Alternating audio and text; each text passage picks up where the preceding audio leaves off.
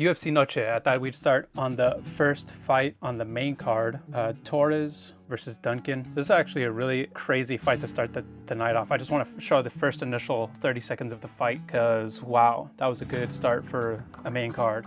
So right off the bat, they're very hesitant, but still trying to gauge that distance, and then bam, they start connecting. Duncan lands the first initial significant blow.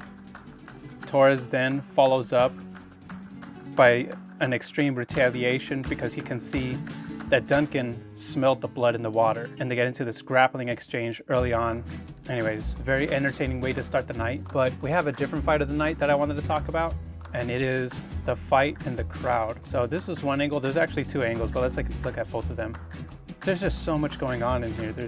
All right, so we have these two guys here. Looks like they're fighting, and then this guy's swinging at him over here. So we got 1, 2. This guy looks like he's fighting here, and this guy looks like he's fighting. So this is like a threesome of a fight over here. I just barely recognize this guy over here. All in all, there's got to be at least like 10 people fighting each other. And then this is actually the only guy to land a knockout throughout the whole night. I don't think any other UFC fighter knocked anyone out in the ring. So the knockout actually came from the crowd. Now let's take a look at this angle right here. He got like 2. Oh my God. That was so just buck wild.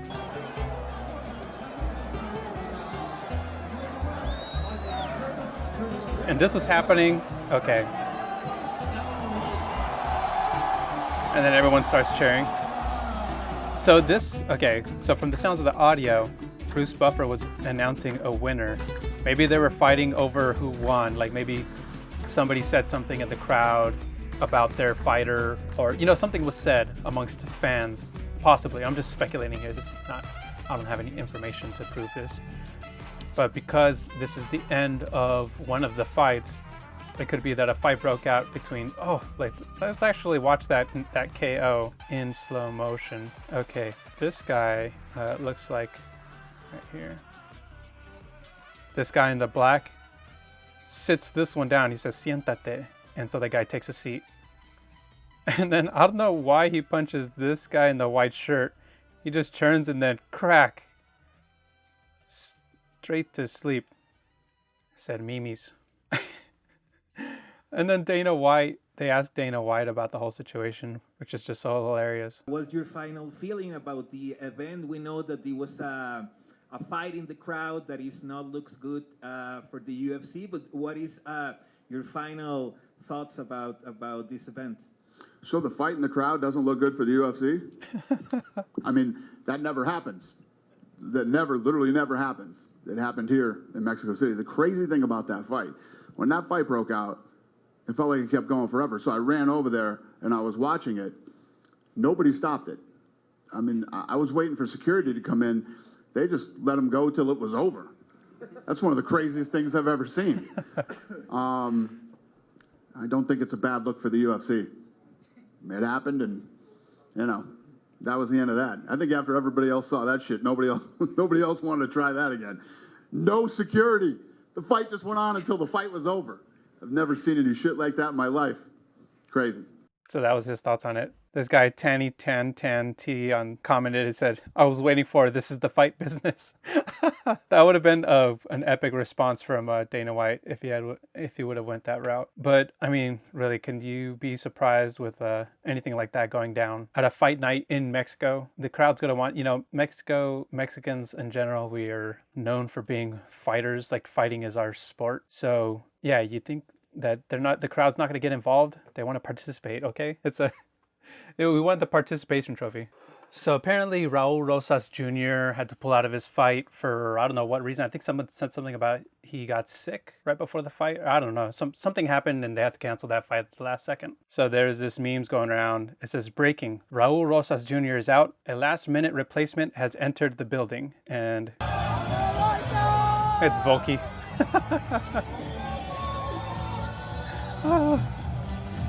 It continues too on this one. Volk on 30 seconds notice. She said, "Do you come from a land down under?"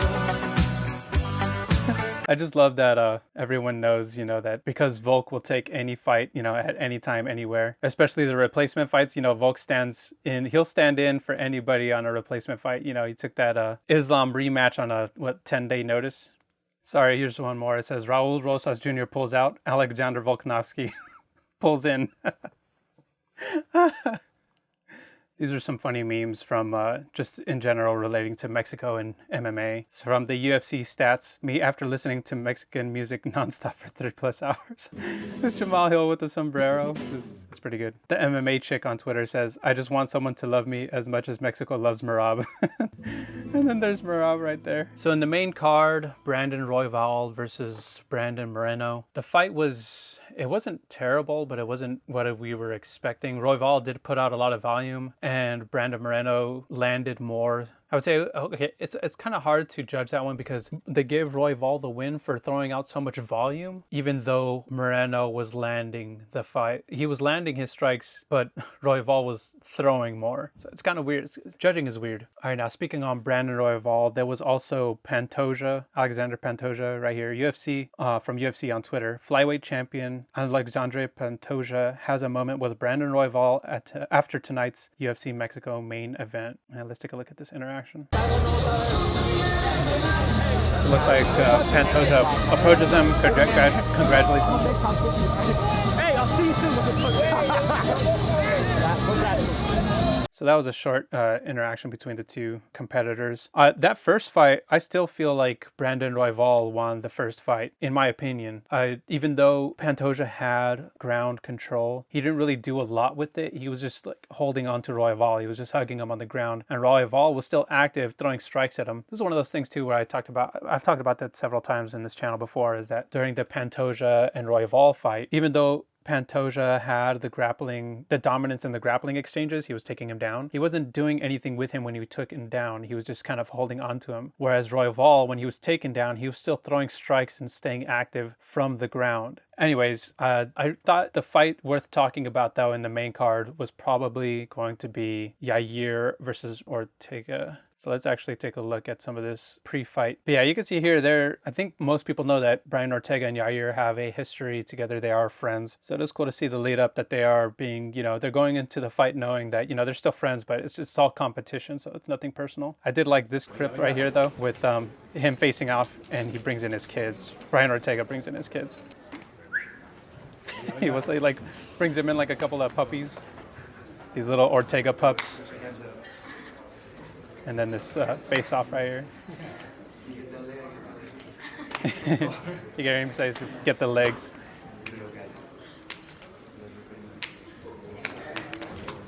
But yeah, it's all good. All good. Good sportsmanship. So that was cool. That was cool to see leading up to the fight. From Homelander MMA on Twitter, he says, what Yair Rodriguez saw in the face-off with Brian Ortega. And it's the eagle. Oh my God, because Brian Ortega told some story about an eagle or something like that. But... Oh, that's okay. That's funny. Oh, this was initially to start off the fight when Brian was, they're announcing the names and stuff. And Brian Ortega looks like he rolled on his ankle or something. Introducing first, fighting out of the blue corner, a mixed martial artist holding a professional record, 15 wins, 3 losses, 1 right no there. contest. Let's actually go back. Yeah, you can see he at what point, because it looked like he landed the jump first. So here he is, he lands and, oh, okay. So it's probably after that second hop, because he jumps, he lands, and then he comes up on a second hop. And then the second hop is the one where it looks like he kind of rolls on his ankle. But either way, to start off the fight and you kind of roll on your ankle a bit, that's such a terrible way to start off. Like the fight hasn't even started yet and you already potentially injured yourself. So that was pretty concerning. From OOC MMA, Bruce Buffer, Brian Ortega. Brian Ortega. Oh, nigga! Oh, nigga! Rolling on the ankle. God, let's get an instant replay of this. So yeah, here comes Brian Ortega. There's the ankle. Bing! And then... the memes are it's such good memes tonight. From MMA Marcus on Twitter. Brian Ortega after round 1, UFC Mexico City. And it's just an x-ray of him with he's got the dog in him. But yeah, leading up to the fight, there was a lot of concerning things going on, especially too because Brian Ortega, he actually got rocked too. He got punched. He either got caught on the chin I wonder if there's any footage of the first couple minutes into the round, because Brian Ortega does get caught by Yair Rodriguez, but he manages to make it out of that first round. So yeah, that was pretty crazy. All right, so I also wanted to take a quick look at the ending sequence, which won Brian Ortega the fight. Sorry, let me adjust the frame rate just so I don't get copyright striked for playing this footage. So here you can see Brian Ortega has got dominant head position over Yair, so he's kind of able to keep him up against the fence. Right here he comes in, he's gonna come in around, and there he gets the leg, sweeps him, slowly making his way around the other side of the neck here. So he elbows him, hopefully to get Yair to protect his head or to loosen his hand up so that he can shove it to the other side here. There it is. Now he gets on the other side of the arm. Yair knows what's coming. He's trying to kind of put leverage on Brian's shoulder to give his neck more room, but it is not enough. And then here is that finishing sequence. And it looks like he tapped, I think, Brian Ortega gets like, Mike Goddard gets up in his face and he's like, get off of him. But yeah, that was a pretty clean submission right there. Good for Brian. I like both fighters, Brian Ortega and Yair Rodriguez. However, I was more in the corner of Rodriguez. I was hoping Rodriguez could get the win so he could fight Ilia Topuria. But this is the fight business. Hidden San on Twitter posted this meme. Tracy Cortez right now, UFC Mexico City. And I don't know what this clip is from, but...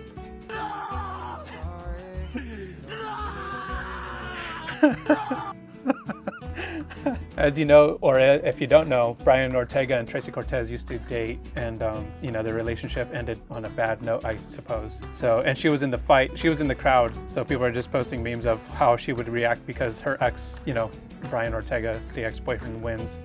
Oh, Here's another one. and that's unfortunate. That's unfortunate to see, but this is what. So that one says Tracy Cortez watching Brian Ortega win, and it's just this lady losing it. From Real Bro on Twitter. Tracy Cortez seeing Brian Ortega win and celebrating with his family. And it's Poton, just like the stone face, just not happy. There's also too, in the post-fight interview here, Brian has a few words that I thought were interesting and probably are a dig at Tracy Cortez. First off, I'd like to thank my Lord and Savior, Jesus Christ. Without him, I'm nothing. God will bless you in front of the same wicked people who try to break you. Remember that. God is great. God is good. Amen.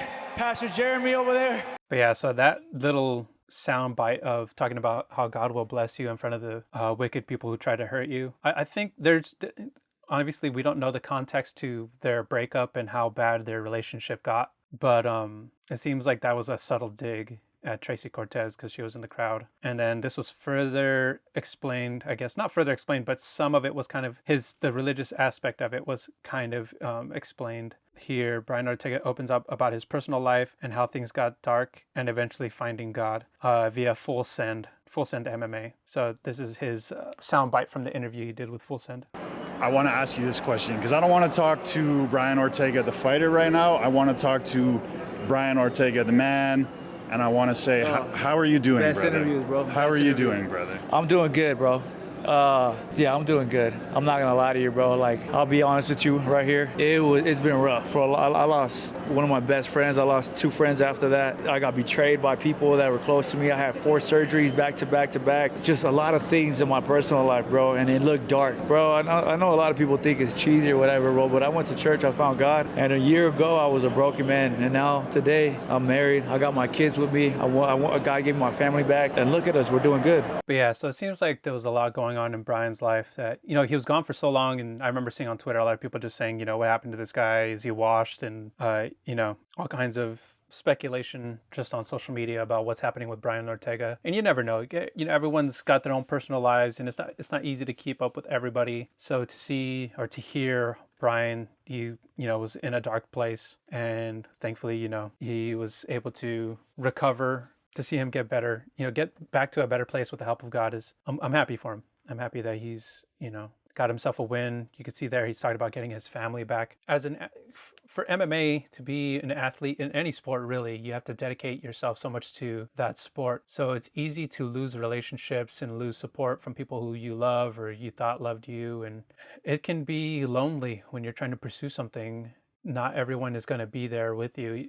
You know, being an athlete is a very lonely journey. To be a professional athlete, to be a professional really in any aspect in your life. So if you're professional, you know, whatever it is that you do, something it's going to take sacrifices from you to achieve great goals, especially when it requires that you're going to be on this journey alone. So that can you can end up in dark places when you're alone. You know, when you have a support system, it keeps you healthy in the mind. You know, like your mind is, everyone has a different threshold. Some people are more fragile than others, so some people need more emotional and mental support than others. But regardless of the support you need, it is going to be a lonely journey. But I'm glad that Brian was able to find God and get his family back and get a win. You know, a lot of people were doubting him coming into this fight. And like I said, I like Brian Ortega and I like Yair Rodriguez. So one of those fights is the same with the Brandon Moreno and the Brandon Royval fight. I like both of those Brandons. So in these main fight and the co-main fight, I didn't really have a particular fighter who I was like, I want this fighter to win. It was more like, whoever wins, I'm going to be happy for them, but for whoever loses, I'm also going to be, you know, I'm going to be sad. It's one of those things. It sucks when this happened in a lot of fights recently, actually, where there's a fighter who I like, or both fighters I like, and I don't want to see a winner or a loser because I like both fighters. But, you know, that's the fight business. Not everyone can have the luxury of being a Marab and Aljo where they just won't fight each other. You know, it's competition. You can't avoid everybody, even if they are, you know, friends or training partners. At some point, that's going to be an obstacle in your athletic career. But yeah, so February 24th was actually a pretty action-packed night for combat sports. For example, the WWE had this moment going on. I don't know what's the name of this wrestler right here, but apparently she's a big star in WWE. And this clip just went viral for, let's just watch. It's just so funny because this clip blew up on Twitter just because of the position that they're in. So you see here this Rhea Ripley, apparently that's her name. Looks like she's getting she's about to get submitted by whoever this chick is, and everyone, all they could concentrate on is just the jiggle dynamics of her wrestling peach, WWE peach over here. Like, so the clip just went viral for a good reason. You know, obviously she's got a very nice body and just the very revealing nature of this clip. And then over here, WWE Babes 32 on Twitter put, submissions never looked so sexy. And obviously this is where everyone's eye was gravitating towards this particular area. And so it was just, this clip was going viral on the same night of the UFC fight, you know, because obviously WWE is airing at the same time. And then right here, Livin Ripley on Twitter put, I didn't say anything. And it's just like this screen grab from that moment. It's just, you know, obviously very, very attractive body. Another from Livin Ripley put, hello, with a bunch of question marks. Now you just see like the boob physics, you know, with the little bit of jiggle. So that was just kind of a funny UFC moment. I mean, a funny WWE moment to kind of trend on Twitter at the same time as the UFC fights. So I thought I'd bring it up. And then we got Diana Belbita here posting mandatory pre-fight selfie, and just her looking like a snack, like a little UFC snack. So, and then OOC MMA, Bellator versus the PFL, and it says Chael Sonnen and Jon Jones reunite, and they were both on commentary, I suppose. I just saw a couple clips. I didn't really watch the fight, but I kept on seeing clips of Chael Sonnen and Jon Jones and Francis Ngannou. MMA underdogs here. He at the Muslim community, y'all claiming him, and it's Jon Jones here. And then Christy here on Twitter says Jihadi Jones, like. That's what we're calling him now, Jihadi Jones. This is the Jihadi Jones outfit right here. Or Jihadi Joni. Not Jihadi Jones, but Jihadi Joni. Spinning back fist Dana after seeing Jon Jones at the PFL fights. It's just Dana looking all heated and stuff. Whew. What a great night for fights, though. Anyways, how did you guys feel about the fights between Moreno and Royval and Yair Ortega? Just in general, what are your comments on the fight night? Did you see the WWE clip of Rhea Ripley's ass and boob physics jiggling all over the screen? And what were your thoughts of PFL and Bellator with Jihadi Joni, Chael Sonnen, Francis Ngannou? It was just a really active night for fights. So what a legendary night. Anyways, I'll see you guys in the next one.